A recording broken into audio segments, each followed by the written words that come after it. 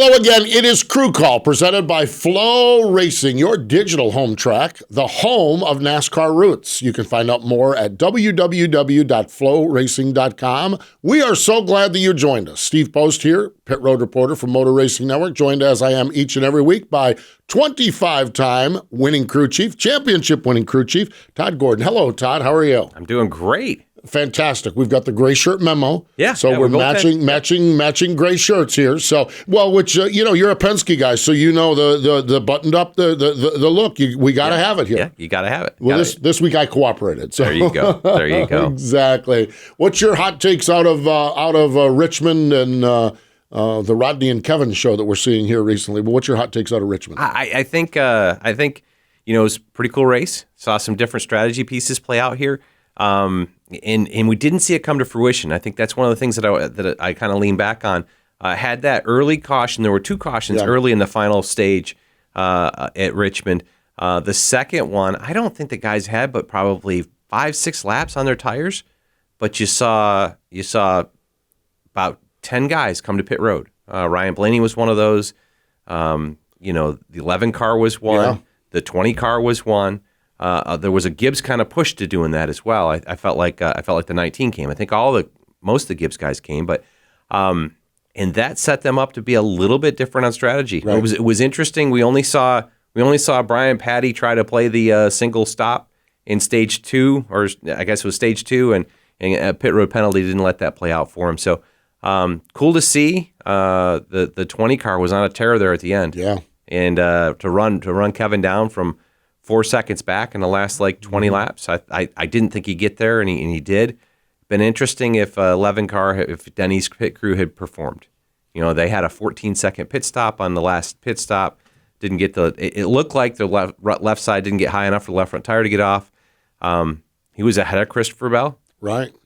Before that cycle happened, and Christopher Bell got within a car length. Would have been an interesting race. I think Rodney and Kevin have done a phenomenal job of building momentum as we're coming into the playoffs. And it's something that I think if you look back all the way back to Sonoma, yep, and Rodney and Kevin talk about this transition happened at Nashville just before the off weekend. Right. That they kind of stumbled on what they need to look for in the race cars. And I think you're seeing a lot of momentum. I think they're dangerous come playoff time. Yeah, I think so too.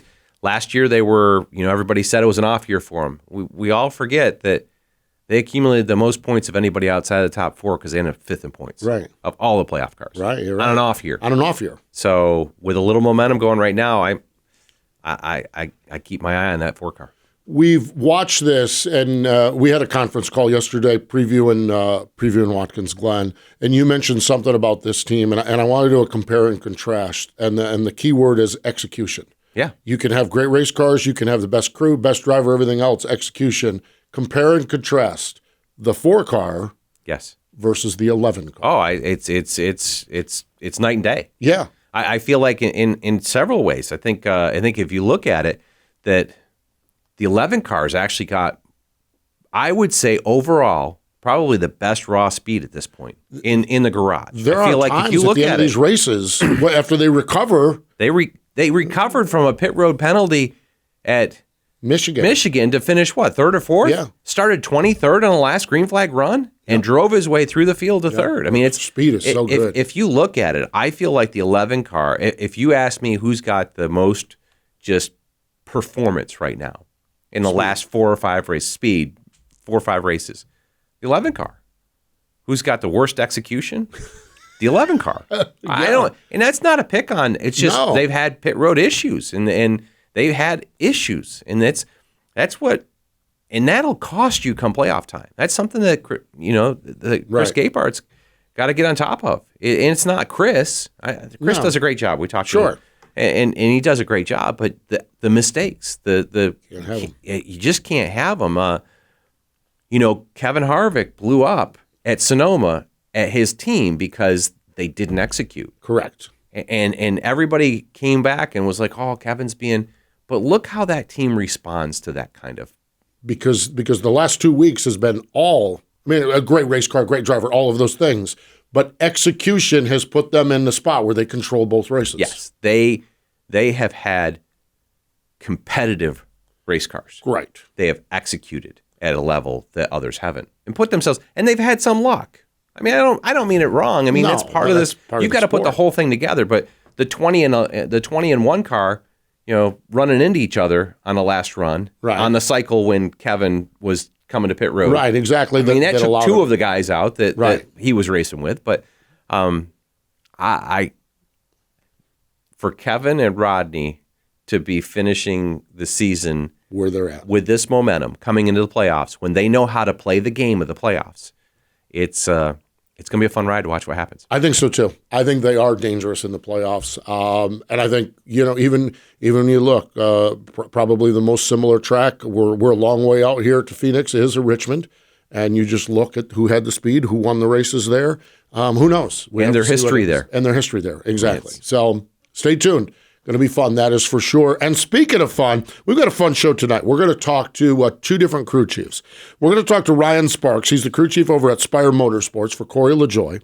Look forward to talking to Ryan. And we're going to talk to Chris Gayle. He is the crew chief on the Xfinity Series for Ty Gibbs. Headed up to Watkins Glen with a whole host of speed with that young race car driver. So a twin spin, if you will, for us here on the Crew Call. We're going to talk to Ryan Sparks and Chris Gayle coming up. Before we do that, though, encourage you to subscribe to Flow Racing, the home of NASCAR roots. Catch weekly racing action, the Advanced Auto Parts NASCAR Weekly Series, plus Whelen Modifieds, ARCA Menard Series, Pinty Series, and more. Over 1,300 live events are on flowracing.com. The headliners this week, and if you're watching this on Thursday or listening to us on Thursday, tonight, NASCAR Whelen Modifieds are at Thompson.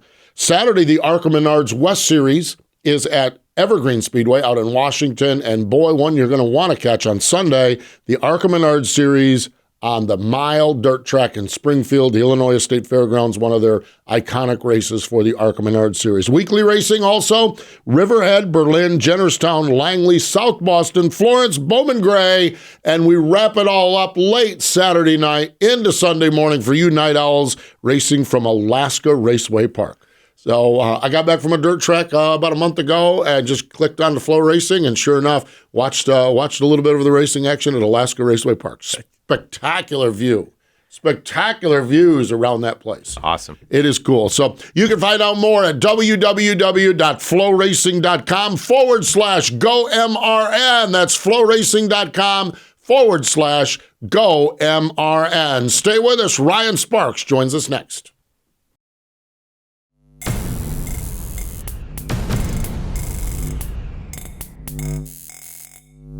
Welcome back. It is Crew Call presented by Flow Racing, the home of NASCAR roots. Let's get right after it here. Let's go to Spire Motorsports. Joining us, crew chief for Corey LaJoie on that number 7 car. Ryan Sparks joins us on the Zoom. Good morning, guys. Doing well. How about yourself? Doing fantastic. That is for sure. So glad you spent some time and taking some time out. Ryan, when you look at this thing, we're at the 2/3 mark of the season. Small team. You guys are scratching and clawing, stacking pennies is what your driver calls it. Kind of how would you assess where you guys are at and what's happening now? It's been a very up and down year coming into the season with the new car and all. There was a lot to learn, not only for a small team, but everybody as well. So it leveled the playing field a little bit in the beginning. It's hard to keep up with the development of the bigger teams, but the next gen cars has definitely helped in that aspect. So overall, probably maybe like a B-. I feel like we've had a little more speed at some places than we probably should, but we've had some failures and made some mistakes along the way. So like I said, been up and down, but decent season so far. What have been some of the most unexpected challenges with this next gen car? Well, in the beginning, just getting parts and pieces to bolt on your race car and making sure you're taking the best piece to the racetrack. Probably the biggest challenge was the steering racks for us, being a smaller team, not having, somebody in-house to take care of them. That's not the way we've operated or designed our company. So we've had to lean on Chevrolet and some of our other partners just to kind of help us get through that. I think we're at a good spot now, but that was probably been one of the biggest ones for us. It's almost like that's almost like an impossible thing to fix. It's kind of like the weather. Yeah. You know, that's got to be a frustrating thing that it's almost like, okay, well, we have this problem and there's not a darn thing in the world we can do about it. That's got to be a frustrating spot, Ryan. Yeah, it took a while for NASCAR to kind of open up the rules on the racks, and it's actually cost us a couple races.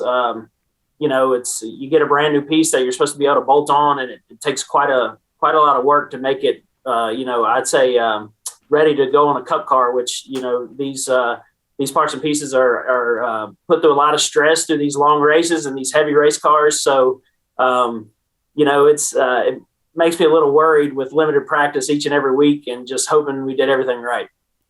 Yeah, definitely challenges for everybody in this next gen car, big team to small team. We've seen, as you talk about the rack things, we've seen rack failures on Hendrick cars, on I mean front running race cars. So something glad that everybody's kind of working their way through. You know, talking about you guys being a team that's kind of on the build. I think Steve mentioned about the laying bricks and pieces there. Headed to Watkins Glen this weekend. What do you expect out of it? You know, I've kind of been on Corey a little bit to bring the same intensity to start the weekend as he gets comfortable with about halfway through these races. You know, just not having sim time or a lot of road course experience, it makes it tough to come off the truck with all the speed you need. And he's just, you know, working up to where he's comfortable in the braking zones. That's obviously a lot of where a lot of our speed is. And, you know, so we're just trying to get him more and more comfortable so we can bring, you know, he ends the race well. But unfortunately, at that part, it's too late. You know, you got to have it in the first 20 minutes of practice and be able to lay a lap down in qualifying, which is asking a lot. So, you know, fortunately, we're able to get on the Chevrolet simulator this week, and hopefully that'll help us prepare for the Glen. And, you know, the Glen is a little tougher, I tell a lot of people, just because all these drivers have so much experience there. The guys have been in the Cup Series for years and years and years. So it makes it a little tougher even there, I believe. But we'll see. Hopefully this simulator will do us well. How often do you guys get the opportunity to have some simulator time? Is this rare for you guys? How does that work? We're continuing to build not only our company, but our relationship with Chevrolet. This will be the first time this year that we get this opportunity. So we're hoping to make the most of it. Wow. Yeah, exactly. I would live there. I mean, with the limited practice, I think there's teams that live there weekly. So what a deficit to be in, and look forward to the opportunities that you've at least had that step to come into the weekend. As you look at the race, how do you see strategies playing out this weekend? Oh, there's opportunities for multiple strategies. You know, you got Blaney and Truex that are going to need stage points, right? They're going to have to basically do what each other do, I would think. Or you just throw the Hail Mary and try to go for the win, which these restarts late at a road course race is crazy. So I would probably want to stack as many points as I can if I was one of those guys. There's always a two-stop strategy, which I think makes the most sense with not as much tire fall off at the Glen. And, you know, your typical shorten the stages and then just kind of split in the final stage. And a little undecided what we're going to do yet. It kind of depends on our pace. And you know, you don't want to put a guy up front that's going to be in the way and take a chance of getting wrecked. So we'll kind of reevaluate after Saturday's practice and see what we got to do. But hopefully we can leave them out, get them out front, get some track position. No doubt. It is a challenge, that's for sure. We roll through Watkins Glen, and then we roll down to Daytona. And I know with your performance on super speedways, that's got to be one that you guys have circled on the calendar. What has there been about you guys that the speedways have just served you so well? You know, Atlanta in particularly, felt like we had a really good car there, and, you know, we missed out on a good opportunity.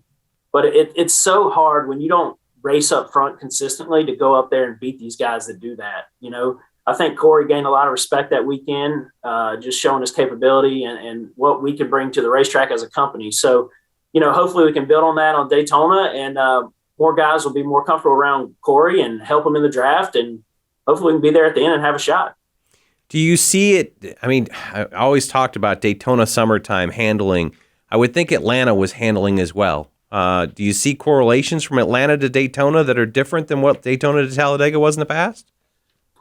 You know, being a night race, I don't feel like we have to focus as much on handling at Daytona, but Atlanta was, you know, pretty tight corner radius. So you had to get through there without lifting. And So that was a little bit of a challenge, but we just kind of, I don't know if it's dumb luck or what, but we kind of hit on us out there in the spring. We ran really well there. He got his first top 5 there. So, we've saw some things that were different from Atlanta to Daytona and Talladega, the first race. So we're going to apply those things and hopefully bring a little more speed this time. And we learn each and every week, looking at pictures and seeing what other guys are doing, with limited, no testing, no wind tunnel information, stuff like that. So we kind of have to rely on kind of some old school racing tactics.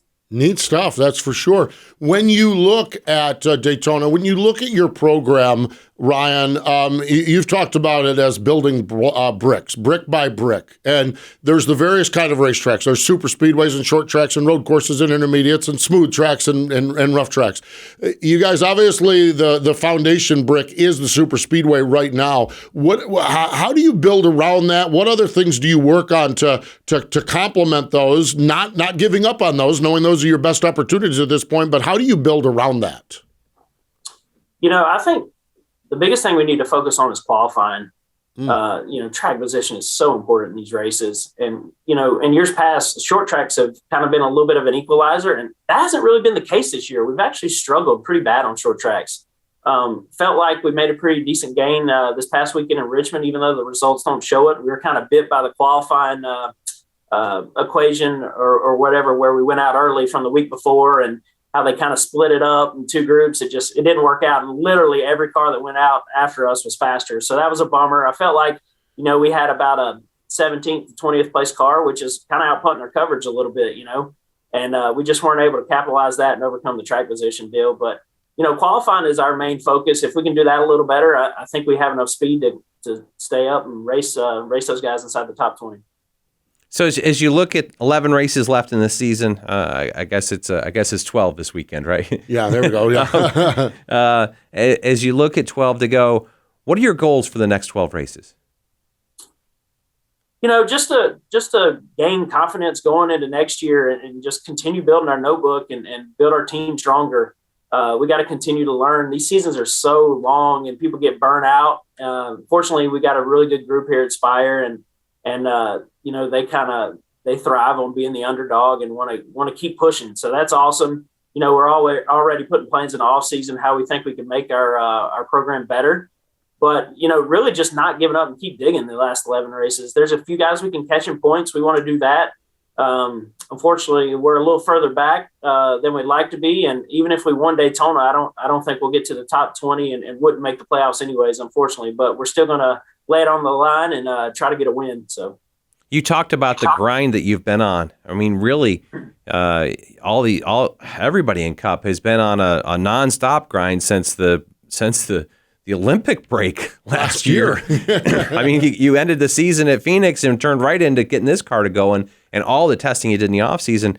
How do you change? How do you look forward to what happens after Phoenix this year to rejuvenate the smaller team and the guys that you've got there in the off season? Do they get some time? Yeah, we'll get a little bit of time. Obviously, we got a ton of things we want to do to these cars that it's kind of hard to do when we rotate through 3 cars. So I'm looking forward to tearing them completely down and executing some ideas we have moving forward to put some more speed in these cars. So that's exciting for me, but sure, hopefully we'll get a week or 2 to recharge the batteries. As you know, this season is long and grueling, and I feel like I get more and more gray hair every day because of it. But I wouldn't trade it for nothing. So, looking forward to next year's schedule. Hopefully we get more than one off weekend. So. Well, it depends on who you listen to on that one. So I've heard rumors of a little bit more, and then I've heard rumors of just the one. So we'll stay with and see what happens with it. That's for sure. This car, one of the things we talked about with this car is the equalizing, the small teams versus the big teams. Is it still the same? Are you closer? Where's the equation falling small teams to big teams with this next gen car? Last year, our fast lap to fast lap from the leader to what we brought to the racetrack was about 8 or 9 tenths of a second. And, that has been cut in half or maybe a little more. So The field is definitely closer. If we execute a good weekend, we can run top 15 at intermediate track, which was, kind of non-existent before. And, so I think they've done a good job. Obviously, it's hard to keep up with the bigger teams on development. It's just, strengths and numbers, whether it's budget or people. So that's why we're continuing to build brick by brick, adding people when we can, and trying to increase our budget and just bring more and more speed to the racetrack. Pretty cool. Tell me a little bit about your path. What got you to where you are today? I it's a small team and getting to a crew chief. Tell us the road that got you there. Well, my dad was a kart racer way back in the day, and so I grew up at a racetrack, and was family friends with Bobby Hutchins. And so I grew up around Bowman Gray Stadium with him, working on his modifieds, and him and his dad taught me a lot. We built some chassis from the ground up. And so he was kind of my inspiration to get in the sport. And, he had a mechanical engineering degree, and I felt like that was the path I wanted to do. So I got an engineering degree at UNC Charlotte. And the week after I graduated, I started Richard Childress Racing, doing data acquisition for a couple years. And then when Austin Dillon went truck racing, I was kind of the next in line in the company to get a race engineering position. So I got hooked up with him and stayed with him through Truck Xfinity, and I think 5 years together in Cup. So I was fortunate enough to win some championships and a couple Cup races. So it's been a long road, but at the end of 19, we had a pretty terrible season, to be honest with you. And it was just time for a change, and got an opportunity to go to Go Fast with Corey, and we kind of hit it off, and even had some decent races in the 32 that year. And this is our third year together. So here we are. Neat stuff. How important is that to have continuity, a third year together with you and Corey? You're brick by brick. He's stacking pennies. You're both doing the same thing, different language on it. But how important is it to have that continuity now, your third season with your same driver? Oh, it's good. As we develop our relationship, I kind of know what he's going to say before he says it. I understand what he needs or wants in a race car, which is nice. And we work really well together. We both want to make a name for ourselves, right? We both want to win races and championships. So it's fun to, have the same goals and just trying to work our way up together. So it's been a lot of fun. Corey's a great guy, and he's pretty entertaining as well. So no doubt about it. I have a couple of other off-track questions. Your niece, Cassidy Keat, I've been watching her at Summer Shootout. I've done that for years. And what does it mean to you to work with your niece on her racing program? I think she's 14 years old. What's it been like to be an uncle to a race car driver like her and watch her develop? It's been expensive. Yeah. I don't have a wife or kids, so that's what I spend my money on. That's kind of my hobby outside of racing is her racing. We have a lot of fun together. Raced a lot at Millbridge Speedway, wanted to do some asphalt stuff, so we moved over to the Legend car, and it's been a pretty big learning curve for her, but she's just now kind of starting to get it, and we're having a lot of fun. But she'll have 20 or 30 people show up to watch her, and we kind of do it as a family. So it's a lot of fun to watch her and her talents. And I didn't push for this just because I knew what I was getting myself into, but she wanted to do it, so of course you can't say no. And like I said, it's a lot of fun just kind of watching her develop, and it's amazing the things these kids do in race cars, really. Yeah, really, truly is. Final question for you. You talked about Bobby Hutchins. You talked about Bowman Gray Stadium. Have you ever made the highlight films at Bowman Gray Stadium? Have you ever been part of some of the highlights that we see occasionally on YouTube from Bowman Gray? I feel like this might be a trick question. I try to be pretty low key and stay out of those. I tell everybody I was a redneck mechanic long before engineer, so I have a little bit of common sense how to work on these things. But Bobby, he kept his nose clean, so we didn't have to fight our way out of there too many times. But there's a lot of stories, and I've seen a lot of crazy things at Bowman Gray Stadium for sure. You're right, and it was kind of a little bit of a trick question. I love the stadium. I really do. I'm not sure that I'd want to participate in it, but sitting there as a fan, great show. I love going up there and watching it and watching all the chaos up there at times. It is good. Ryan, speaking of good, it has been good hanging out and catching up with you, getting acquainted with you a little bit more here, getting to chat with you, share a little bit of your story. We appreciate your time. Thanks for joining us here on Crew Call. Absolutely. Thanks for having me. Good to talk to you guys, and hopefully we can do it again soon. Yeah, boy, there we go. Ryan Sparks, crew chief for Spire Motorsports, and Corey LaJoy. Stay with us. When we come back, we're going Xfinity Series racing. Chris Gayle from over at Joe Gibbs Racing. He joins us next.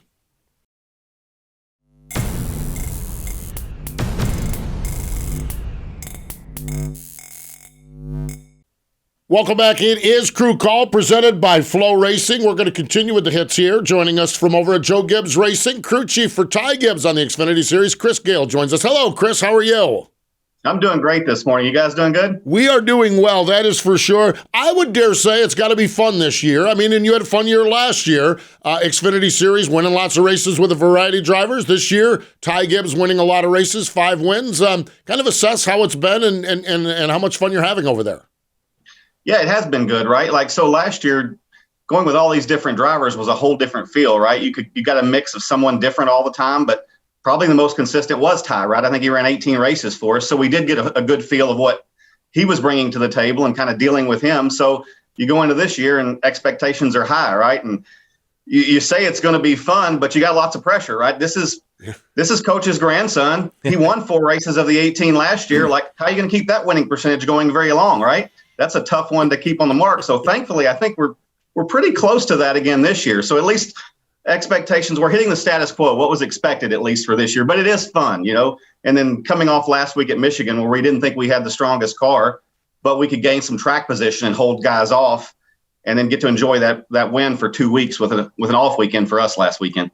Yeah, definitely was a well executed race. I thought everybody, Ty, yourself, pit crew, everybody executed that one to a win there at Michigan. You know, you guys have been good at a lot of different places this year, and you've had speed most every place.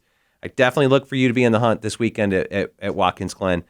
How do you see this race playing out? It's a little bit shorter than the Cup race is, and 82 laps. How does it play out for you? Yeah, you know, I think that this was a surprise for us last year that he was so strong at this race, and we felt like last year this might be a race we could take advantage of. Ty obviously is very strong at road courses, but this is more of we treat it more like a right-hand turn oval, right? It's a faster road course.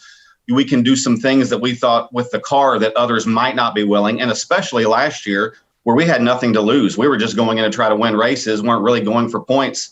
We could kind of do something out of the box, and I think we hit on something that's good. So hopefully we can bring that this year with a few tweaks and a few things that we got to learn from racing last year and make it even better. I think the caveat is we're bringing a new tire. Normally, Watkins Glen, we always ran a harder tire than we did at most other road courses. So now this year, it's the same tire that we run at all the other road courses. So it's probably a step or two softer than we've normally had. So I guess the biggest question in our mind is, do we have some fall off now that we didn't have before just because the thing's softer? I don't think we know. I think otherwise the race is going to play out pretty standard. You know, I don't think tires in the past have meant a lot at Watkins Glen. It's all been about getting to that right fuel window at the end and having track position at the end. And you've been able to hold off guys with a good car, even if they were on new tires, you know, and they started 5 spots back, you gapped them enough to where you were good for 5 or 10 laps at the end of the race. So will that change this week with the softer tire? I don't know. I guess we'll all learn together, right? That's why you kind of have to be a little, you come in with your best plan and you have a B and a C plan kind of laid out if things change the way you think they might. Pretty cool. You talked in your piece just before that about the win at Michigan and get to carry an off weekend. This is the last off weekend of the season for you guys. How did your team use that weekend to prepare for the run we've got coming up? Yeah, we all took some time off. You know, pretty much all the off weekends, I try to give everybody Thursday, Friday off so they get out of here and kind of get reset. I did the same thing myself and took 4 straight days off, and that was kind of nice. But right, it is the last off weekend. So it's kind of nice to have that one chance to kind of like, okay, get all your family stuff done, get all that out of the way so that that's not in the way for the next, 11 or 12 weeks, and we can make a run to the end. And so that was my big message to all of them was go have fun, enjoy it, enjoy the win, but know that work's coming ahead. So like we got to get that taken care of, and now it's time to go to work. Time to go to work, that's for sure. We got a few races before the playoff starts. What do you need to accomplish between now and the playoffs beginning? What are your points, stage points, wins, momentum? What all are you working on as we get closer and closer and get yourself set up for the playoffs?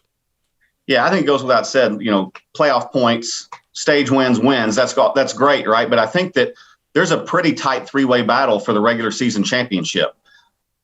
So we're keeping that in mind, right? Us, the 16, the 7 are tight enough to where if we could avoid some problems, you got Daytona coming up, which could be a wild card for any of those three cars. We would like to get those extra 5 points for winning that regular season championship. We'll see how it goes. But right now, that is still one goal that we need to get accomplished before the end. You talked about it, and I looked at it. I think it's less than 28 points from you to first right now, and you've still got 5 events to go. That's very accomplishable, and a couple of wild cards in it with Watkins Glen this weekend, and then Daytona. You never know where things finish up. Talk a little bit. You and Ty, what a great run you've had. Last year, this year, Ty's run the 45 car. And honestly, from the outside looking in, I think he's done a tremendous job in that role and rolling into that. What has that done to your program? Positives or minuses from him running that car? A little both, to be honest with you. Positive, probably from a confidence standpoint on his side. Like, you don't know going in, right? Like, if he's really successful on the Cup side right away, then confidence builds, right? And I think he's done a good job, but it's been a tough situation, right? When he got in the car at Pocono, he had no laps. He didn't know how to shift the thing. He hadn't done anything except for a little bit of simulator running of his own, But I think he's run well enough, being a rookie and being in the situation he's in, that it's added to his confidence a little bit. So I think those are the only positives. I think the negatives are trying to schedule everything, right? He's a young guy who hasn't had all this on his plate, meaning he's having to go to Cup meetings. He's having to go to Xfinity meetings. He's having to manage, the media side of it, double simulator time. And we're having to share that and loading him up on some days when it's like, man, can you really spend 6 hours in the simulator and not be completely flustered and worn out by the end of this? So those are kind of the compromises that we're having to make between both teams and realize, okay, well, this is the priority, but we need you to give 100% effort over here too. So just kind of those balances of things. So do you orchestrate it so that you get the first 3 hours of that 6-hour shift? Sometimes not, but I'm trying to do that. I'm trying to go in and push where I can. This is still the priority, right? Xfinity, we haven't forgot about this, right? We're still running for a championship. We're not over there just yet. I love the way you said it. This is the priority, but you've got to give 100% attention to that. There's no giving up on anything. So how do you do everything, right? Yeah. Exactly. Yeah. How good, obviously there's all the talk out here wherever Ty is going, whatever's going on. We don't know what's going on with Kyle, and obviously that's a different pay grade than you're at. We understand that. But how good right now is Ty Gibbs? Is it something where possibly he's talented enough? I know he's driven enough. I know he's dedicated enough. Is it possible that he could maybe make that move if the opportunity were to open? Yeah, I think so. I think he can. I think it's, just because of the situation like you talked about, I think that it's obviously being discussed in certain capacities. I don't know how it's going to all shake out, but I think that, nobody understands how tough of a transition it is going from Xfinity to Cup until they actually get into it, right? Everybody thinks it's going to be easier, but, it doesn't matter how many. Pick the driver and look in the past at the number of wins they've had on the Xfinity side. No, very few go right into the Cup side and have immediate success. So there's going to be a transition from winning 6-7 races a year to only competing for 1 or 2 or whatever the case may be early on. The guys just have to get adjusted to. And I think that just, no matter who it is, Ty Gibbs, whoever, just has to go through that, right? And you're never 100% ready for it. So you need to be mentally ready to deal with it. And that's probably the biggest challenge, So you actually went through this with Eric Jones. Right. The two of you kind of came together as rookies to the Cup Series, I believe. Correct me if I'm wrong there, but is Ty ready for that in your opinion, or do you think another year of Xfinity, as Joe's talked about, is good for him at this point? That's tough. I think in an ideal case, another year of Xfinity would be great. Sometimes the ideal case doesn't work out though, right? And then you're forced because of other reasons to have to do something different. So then you weigh out, well, are we really doing him any detriment by moving him up soon or not? And then I think it just depends on the runway that he has on the Cup side. If you're going to move a guy maybe sooner than you want to in an ideal scenario, then you need to give that guy enough of a runway so that he knows he's got a few years to grow into that, and limit your expectations because you've thrown him in early to be able to kind of get up to speed on that fully, I appreciate when the runway runs out on those guys. It worked out pretty well for me. Well, there you go. You got this Logano kid that seemed to work out. Yeah, that worked out pretty good. Yeah, yeah, good point. Yes, good point. You've experienced that firsthand. That's funny. There we go. How about that? That's good stuff. That's for sure. Chris, I'm fascinated by your background, okay? You're from the racing heavy state of Arkansas. Well, okay, you had Mark Martin over there. Your family has no background in racing. What was the story? I heard some neighbor had a dirt car and you fell in love with racing through that. Is that accurate? Yeah, I was in like junior high school, ninth grade, 8th, 9th grade. And I just basically, the shop doors were always up and I walked by and noise is always happening. You get intrigued by it and you just start stopping by more and more often, helping. And then pretty soon I'm helping build chassis, doing everything I possibly can, maybe leaving school early, skipping it, doing things to try to help, do all I can. And that's really it. So it just became a passion, right? And then you get more and more involved and you realize I'm addicted to this. I've got racing in me at this point and I've got to go do something to kind of fill that need. No doubt. I love it because I read a little bit about it. I think you were at Arkansas going to college there and you decided that you needed to get to North Carolina, be in the Charlotte area, and made that transition to the motorsports program down there. A great move there. Back to the racing thing. I guess this is curiosity for me, but pit crew wise. Oh, yeah. How has a single nut cup stop affected the Xfinity side? I heard rumors beginning of the year that you guys didn't, like in the past, you used to use the cup pit crews. Yep. Do you still use them? Did you have a how does that impact you guys? Yeah, we just knew this year, and it was basically a choice from our cup side that we weren't going to get to use the same guys. They were going to train them totally different, and the single guys were going to be single lug guys, and they were going to train with their choreography and what they wanted to use. And knowing that in the off season, we put in a plan in place to get the best non-single lug guys that we possibly could and kind of lock those guys down for this season. So it's been totally separate. And to be honest with you, it hasn't been without a few hiccups, because I wouldn't tell you the majority of the Xfinity Series is doing that. All of the other teams that we're racing, Junior Motorsports, are using HMS one lug guys. The colleague RCR guys are using RCR pit crews. So we're one of the few that are doing that. And I would tell you the 19 car has probably been the best of our group. And we've struggled a little bit with the 18. The 54 has been in the middle somewhere, hitting or missing. And it's really kind of odd because the 7 has been the dominant pit crew on the Xfinity side, which I think is the 5 pit crew on Sundays, but I think that they've changed that up a little bit here lately. It's interesting. I keep hearing rumors that we may not be the only ones doing this next year, as the other cup crews, as that pit stop evolves more and more, those cup teams may be doing the same thing that Joe Gibbs Racing was doing, where they force, some of those cup crews to stay on cup only. So what looked like a disadvantage to us this year, we may have taken our lumps early and may be in good shape for next year. And some of these other teams may be forced to do the same on the Xfinity side. That is fascinating. That really, truly is. That's got to, and so for those guys to be able to focus on the 5 lug nuts, we talked about Ty being pulled in 2 different directions. That's almost got to be advantageous for you that these guys are just worried about this one kind of pit stop.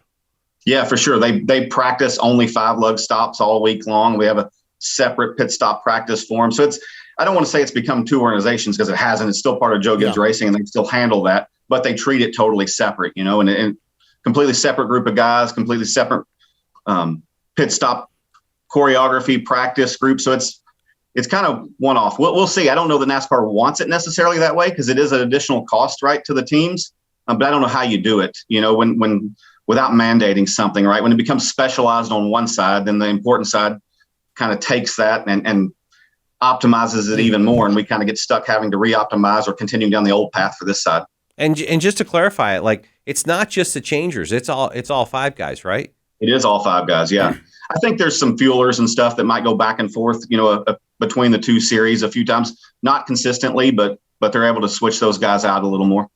Wow. Fascinating stuff. Yeah, really cool. Good stuff. That is for sure. Love chatting around, talking Xfinity Series racing, and moving on. Before we cut you loose here, you mentioned 4 days away. I know your wife, Brandy, your daughter, Cora. Was it was beach guy, mountain guy, home guy? What'd you guys do to get away from it all? Mountain guy. So mostly because my wife wants wants to be in the mountains, right? And I screwed up, right? When I went to Furniture Row in 2017, we got to live in Golden, Colorado for a year. And that really, really, really screwed my world up because it was a great place to live. And my wife got really used to that. And so now I probably have a 10-year window to get her to within 5 states around the Rocky Mountains to live permanently, or she's going without me. She's been pretty clear that that's going to happen. So it's just a matter of me deciding when I'm willing to move with her and where we're going to go in those 5 states. So yeah, that definitely, Barney Visser owes me big because I've got a major problem on my hands now related to his race team. Was there any inkling of that before the move to Golden, or? Not really. There was a little bit, but she was still always a mountains over the beach kind of person, right? And she's a horse person, so she likes like the Western side of all that. And but that just basically entrenched it to where there's no way I'm getting out of it. I might have had a chance before to push it off later, not now. See if Cole Pern has another ski resort or something you can manage, maybe, or something like that. Yeah, maybe I can move up there with him. Yeah. Yeah. Gosh, that is awesome. Really, really fun stuff, that is for sure. Final question for you. Your Twitter handle is Poindexter1414. Oh, yeah.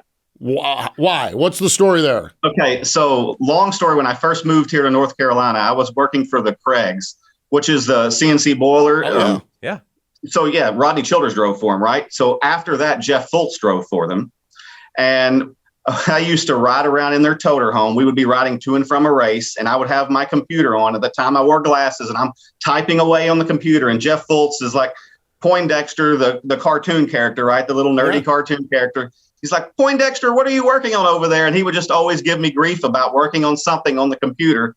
And so then Poindexter just kind of stuck as a nickname. And that's really where it started.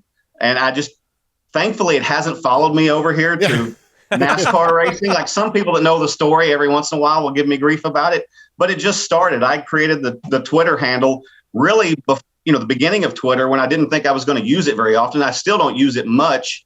It was more like initially to read what Kyle Busch or somebody really thought of the race weekend. When they wouldn't tell you what they really thought, they'd put it out there for everybody, so that's kind of what it was, but that's where the nickname started. And it's kind of been fun. We can laugh about it a little bit. The Craig School of Motorsports, a lot of greats have come out of there too, man. John Craig, Matt Craig, they've put together some great racing programs here in the region. That's for sure. So that's neat. I wasn't aware that your path led through there like so many others as well. So fun stuff. Oh, yeah.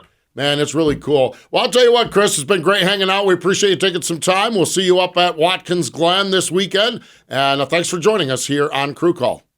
Yeah, thanks for having me, man. You guys have a good one. There we go. Chris Gayle joining us here on Crew Call. Stay with us. More in just a moment.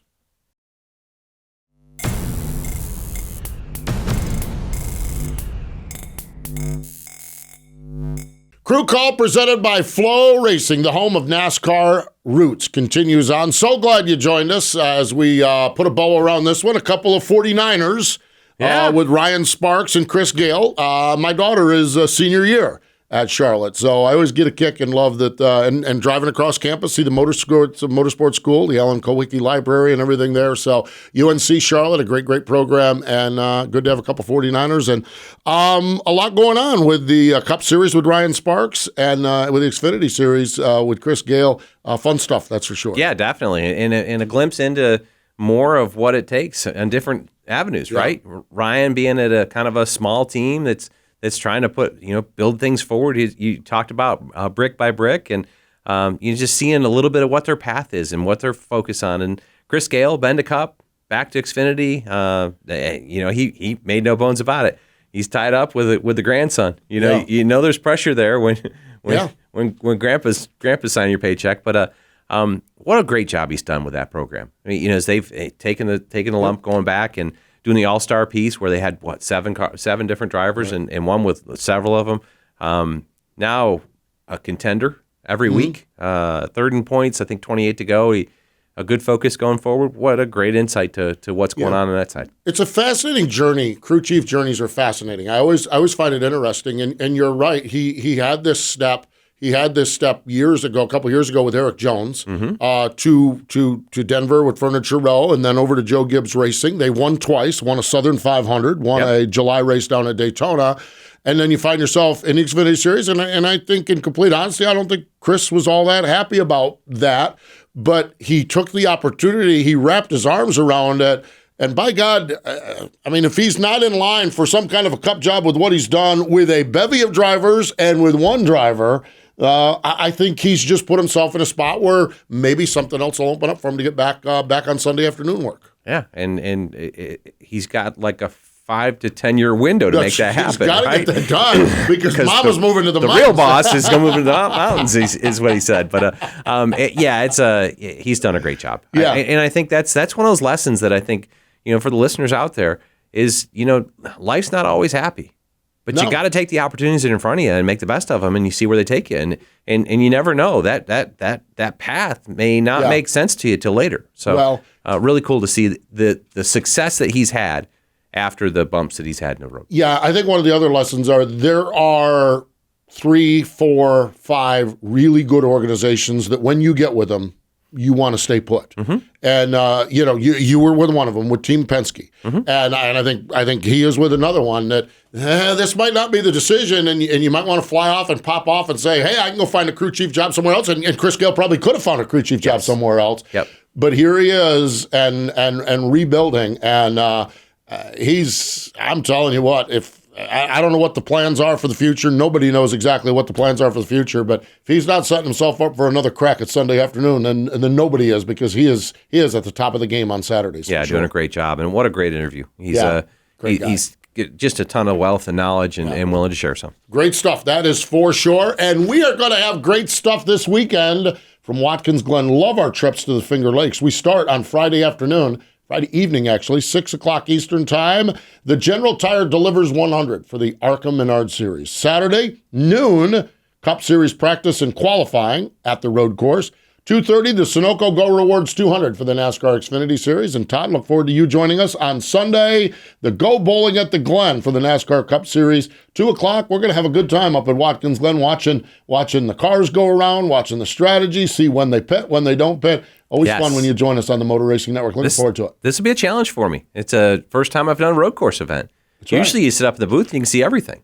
Yeah. Now you only get to see part of it. Now you got to rely on Moody and guys like that to tell you what's going on. Yeah, so it'll be interesting to see what happens. I think a lot of opportunities this weekend for different strategies to play out. It'd be interesting to see how it plays out with the window with the race we've got going on with Ryan Blaney, Martin Truex Jr. Yeah. What if somebody else wins? See, there's just so many moving pieces right now and those two, how they race, Ryan brought it up. Those two will race each other. They've almost got their own race going with points, but that can all be for naught if we end up with a winner that comes from Bubba goes and pulls out a win here. I would never tell crew chiefs or drivers how to do their job. I'm Blaney and Truex in those teams. I think goal number one's got to be to win the race, because I think with Watkins Glen, with a couple of drivers that you can make a case could win, and with Daytona, with 5 or 6 drivers that could win and knock you both out, I don't know. I just think you could point your way. You could stage point and point your way right out of the playoffs if the wrong guy wins the race. Yeah, that's true, and I'll be the guy to say it. In my opinion, if I'm Martin Truex, I've got to win this weekend. I agree with that totally. I agree 100% with that. I think he has to win this weekend. I do too. I agree with that. I think that's where he's got to be, or Ryan's got to have a terrible day. But just I don't look Ryan won Daytona last year. Great at Daytona. I think Ryan's a really good speedway racer and closing him out. He gets in position and closes. Right. Martin's been in position, but yep, I agree with you totally. The history hasn't been there. I think he's got to look at this weekend I think there's more urgency for the 19 team this weekend than there is for the 12. I agree with you on that, but to me it's like this thing gets really simple if you win the race. Yeah, either one of those cars wins either the race. one of them. Either one of them. And you can get wrapped up in points and everything like that. And McDowell goes and wins this week, or Bubba goes and wins next week, or Chris Buescher, who's capable of winning both of them. Yes. Austin Dillon next week. Yes. I mean, you would just go down the list. Yeah. Eric Jones, I don't know. So many storylines right now. Man, it's so awesome many stuff. storylines. Motor Racing Network will be there all weekend long at Watkins Glen. Great hanging out. Great chatting here, Tom. Yeah, great show. Yeah, Two how about great that? interviews. Yep. Hope you guys enjoyed it. Ryan Sparks and Chris Gayle joining us. Remember, this is Crew Call, and remember, we are presented by Flow Racing, the ultimate digital home track for race fans everywhere, whether it's dirt, asphalt, drag racing, or off-road. You can find it and find out more at www.flowracing.com/GoMRN. Thanks for joining us, everyone.